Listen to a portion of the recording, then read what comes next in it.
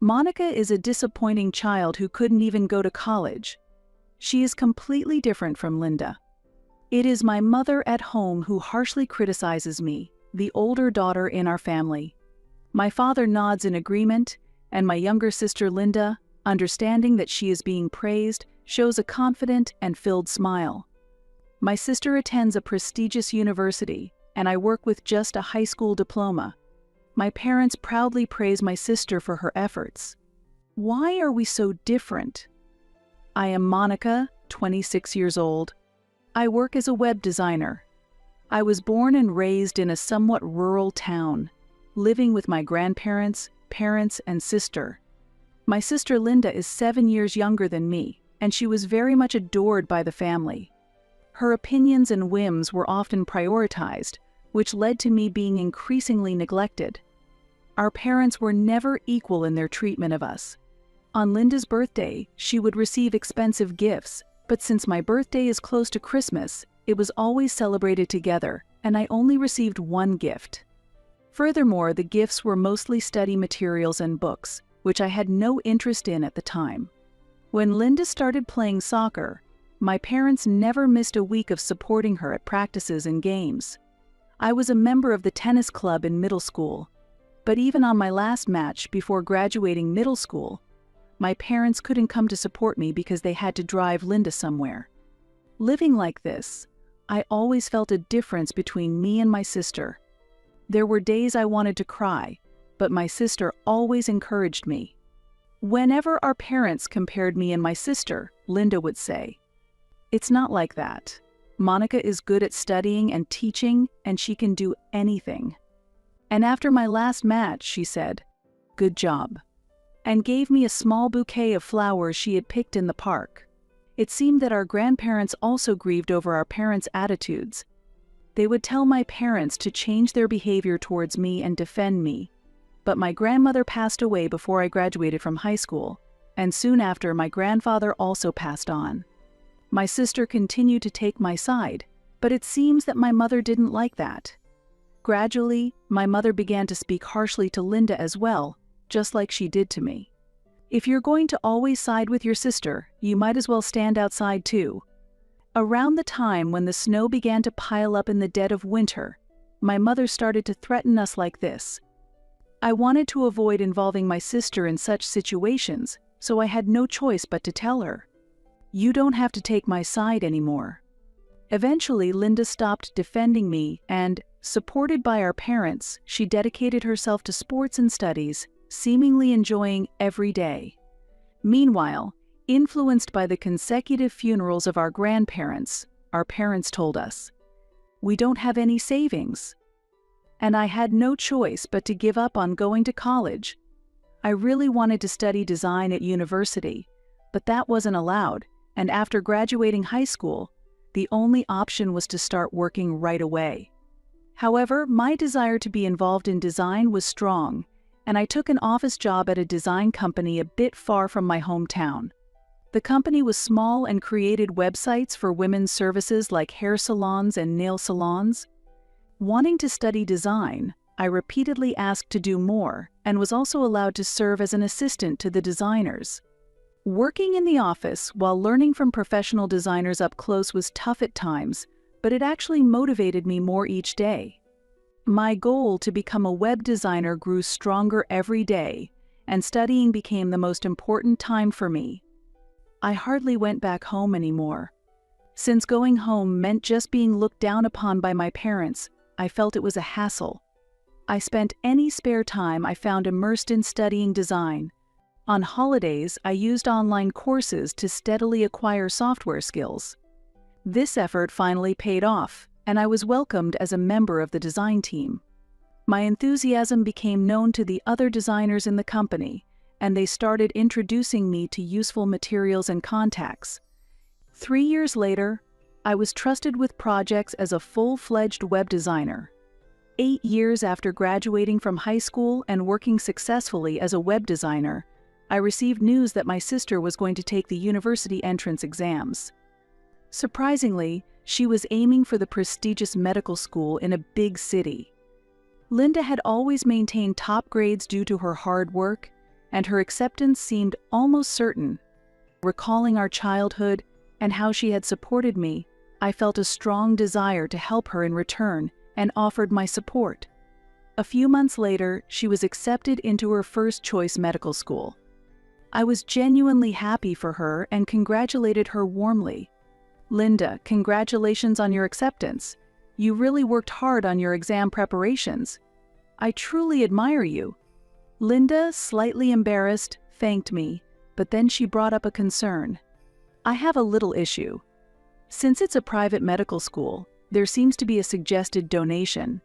It's not mandatory, but Dad and Mom are worried about being looked down on as poor if they don't contribute. But just the living expenses and tuition are already costly, so I'm not sure what to do." Linda mentioned she planned to cover her living expenses with part-time jobs, but studying in medical school demands immense dedication. I could easily imagine her struggling to keep up with the vast amount of study required. Although I wanted to help with the donation, it was impossible for my father, a white-collar worker, and my mother, who only worked 2 days a week, to afford such expenses. The tuition for a private medical university itself was a substantial burden on the family finances. It seemed they intended for me to cover the costs. I was surprised that they had asked Linda to request money instead of asking directly themselves. Despite my disdain for my parents' actions, I decided to support my sister and agreed to provide for the donation and other entrance fees. Thus, Linda began living alone in an apartment near the university and started her new life. Her place wasn't too far from mine, so I thought she could rely on me any time. However, perhaps because she was immersed in her college life, her responses to me were rather curt. Still, I would receive messages like, "I want to eat this," or "I need this. Please buy it for me." And I would arrange these things for her, supporting her in ways she couldn't ask from our parents. We sometimes ate together, but even then, she was brusque, focusing on her smartphone rather than engaging in conversation with me. "No matter what I say," she insists. Studying is hard. I started to feel bewildered by such responses. Somehow, Linda had become cold towards me. Even today's meal felt as if I had forced her to come out. Trying to change the mood, I brought up our parents in a cheerful tone. "Mom and Dad probably only care about you though, Linda." Suddenly, Linda stared at me intently and snorted lightly. "Of course. A medical student like me and a high school graduate designer like you are incomparable. No one cares about a job that doesn't even require qualifications like yours." Her intense tone made my blood run cold. There's no need to say it like that. Just because it's a job that doesn't require qualifications. That's the truth. Being a designer is just a title, and anyone can make a site if they look it up online. It might be better if you had a qualification, but it might be tough for a high school grad like you to get one. It's not that simple. I'm studying and working every day. It's not like you to say such things without knowing. Linda glanced at me displeased and clicked her tongue. "Dad and Mom often say that I'm going to a prestigious university and have a promising future, but you didn't even go to college and are a disappointment. I'm only going out to eat with you because our parents told me to. They say, though she's disappointing, make sure Monica doesn't fall any lower. You, the future doctor, should look out for her. Our parents have always compared Linda and me since we were children. Linda is smart, kind, and dependable, while Monica is stupid, clumsy, and can't do anything." Those words that were directly hurled at me resurfaced, and I felt like I was suffocating. My head spun, and I could only bow down and endure it.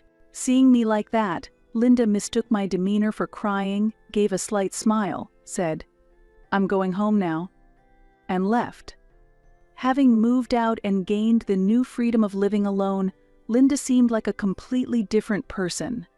Surrounded by exceptional people she never met back home, she must fully believe the praises our parents heap on her every day. If our parents say every day that Linda is undeniably a prodigy and she will definitely become a top-class doctor, it's no wonder Linda believes it without a doubt. Those words included a disdainful attitude towards me, which likely led Linda to naturally adopt the same view towards me. This year-end, as usual, I returned home for the holidays. I was asked to return home with Linda, who always had a cold attitude, so we went back together. Linda had been extremely busy with her studies and practical training, and it seemed she hadn't returned home once since starting university. Perhaps because of that, my parents didn't pay any attention to me and were completely focused on Linda. When we arrived home, the table was filled with treats like steak and pizza to welcome her, and in the evening neighbors, relatives, and even Linda's local classmates gathered for a big party. Linda seemed pleased with the atmosphere and began boasting loudly. "Mom tells me to come home more often, but my university is that prestigious one. And it's the most difficult medical school, so it's obvious that studying is tough. I'm still a student, but we have many team projects, and I can't just leave them to relax at home. Everyone keeps contacting me whenever something happens, and it really troubles me." I pretended to be cooking in the kitchen and quietly slipped away, but I could hear Linda's loud boasting clearly. To the parents and relatives, it might have been fine, but to the neighbors and her classmates, Linda's boasting probably sounded unpleasant. Perhaps tired of Linda's solo performance, when I brought over some wine, a neighborly old man tried to change the conversation to me. "Aren't you working in design, Monica?" However, Linda and my parents criticized me in unison. "You can't really talk much about her. She's trying, but..." Exactly. She couldn't even go to college and is such a disappointment. She's completely different from her sister. Among the ones gathered, there were many who hadn't gone to college and were working instead. There were people with families and parents with children, but as they were enjoying the feast, everyone refrained from contradicting my mother's words. Only my parents and Linda seemed completely unaware of the situation. I felt awkward and tried to leave without saying anything. However, Linda stopped me. "You still show your face at home a lot, don't you, Monica? I'm doing well in my university studies, so I'm not embarrassed. Maybe you can be so bold, because you don't think about anything." After saying that, Linda burst out laughing loudly. Our parents also laughed back. "If you say that much, it's surely going to hurt her. That's pitiful." Hearing those words, I immediately felt anger rising. "It seems like it's better if I don't come back next year." I got it. I managed to squeeze out those words. Relatives and neighbors looked on with concern, but I put down the tray I was holding and went to get my coat and bag. Linda and the others watched me prepare to leave. I understand everyone's feelings very well. I won't come back to this house anymore. My heart was filled with anger. I felt absolutely nothing towards my sister, just as I did towards my parents. As I said this and left, the three of them waved happily. "Don't come back again." While heading to the station, I desperately suppressed the anger inside me. Returning home always made my heart heavy. When I was aspiring to be a web designer, I could distance myself from my parents by using my studies as a reason. However, as I grew older in my career, I felt it was difficult to easily sever the bond with my parents, and I found myself increasingly troubled. Linda is still a university student and young. It might be difficult for her to understand how hard it is to work in society. Still, I think our parents were trying in their own way to raise their children. Even now, Linda is praised as a genius for her academic abilities, and everyone adopts an attitude of looking down on me. Amidst the childish exchanges, I felt anger and was filled with disappointment. If one takes pride in their work, such a relationship should not continue, even with one's parents. I was appalled by Linda's terrible behavior. But this became the moment I decided to cut ties with my family. Months after making this decision, I unexpectedly received a call from Linda. Afterwards, she persistently sent messages asking me to answer the phone. I wasn't blocking her, so I reluctantly answered. "Did you properly pay my tuition?" Linda's voice, speaking slowly to me, had a hint of urgency. I responded calmly. "I paid the donation and the entrance fee before you enrolled. What about this year's tuition? The university has urgently requested that it be paid. I don't know anything about the tuition. Even over the phone, I could sense that Linda was at a loss for words. Indeed, I had drained my savings to provide her with a significant amount of money. I had paid for the entrance fee, donation, and tuition equivalent to 1 year.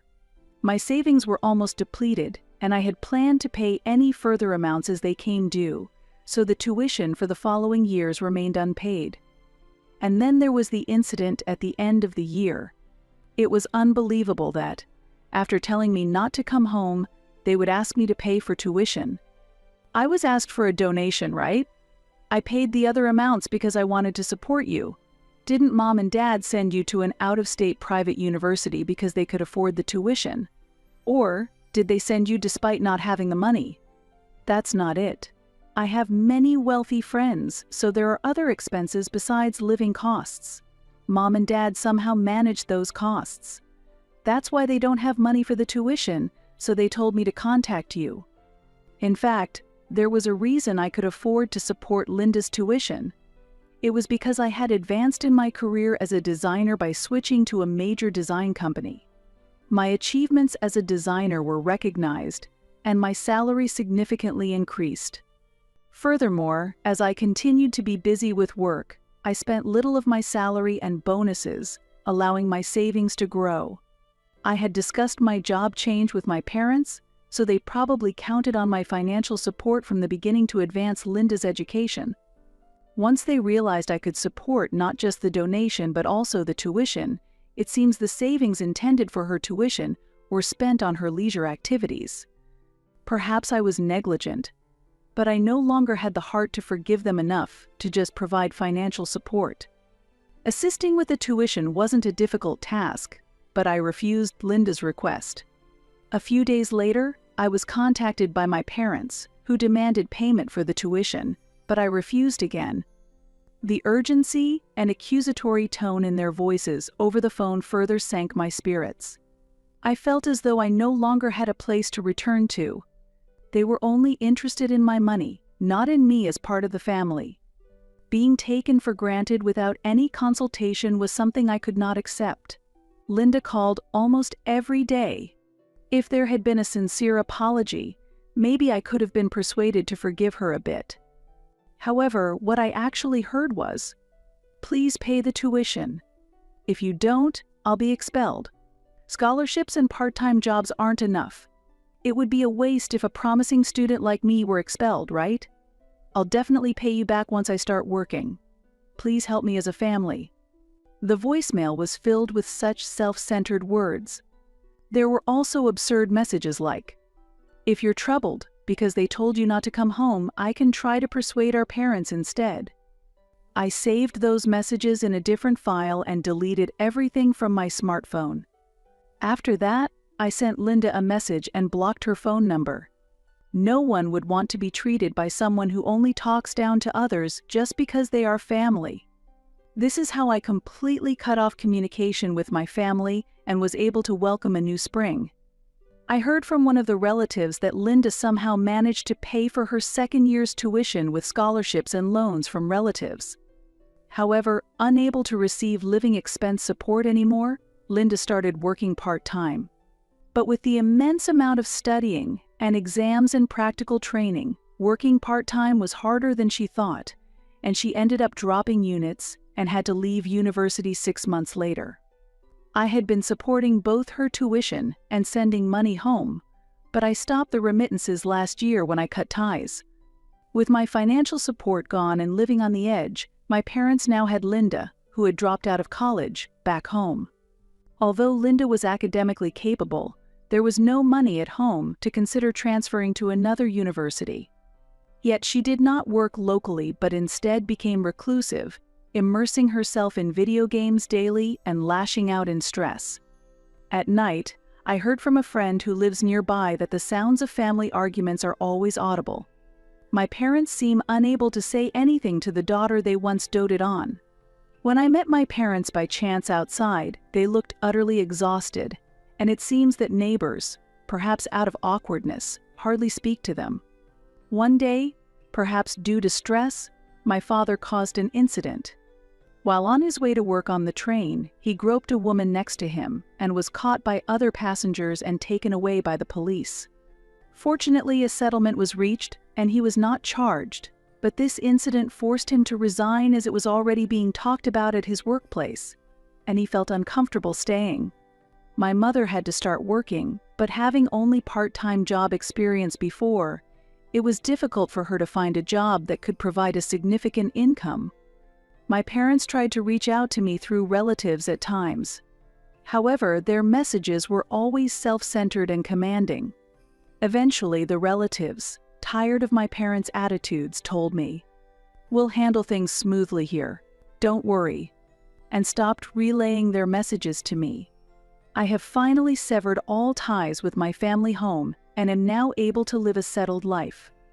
I heard that, in addition to my reclusive sister Linda, my unemployed father has developed a poor reputation, and rumors have spread in the neighborhood, leading to them being shunned even more than before. My mother, frustrated with the situation, seems to have gone somewhere. Now, I'm told that no one can get in touch with her. Left behind, my father and Linda do not work and are living a life almost akin to homelessness. Had they valued their neighbors even slightly, they might have received some warm comfort, but given their past actions, help from those around them is virtually non-existent. I am successfully building my career in the field of design. I have been selected to participate in a major project and am scheduled to be involved in work that will leave my name known. This has motivated me to finally pursue a long-held goal, taking the university entrance exams. With sufficient savings and the current project wrapping up, I plan to start studying for the exams seriously. I also have plans to study business management, as I consider going independent in the future.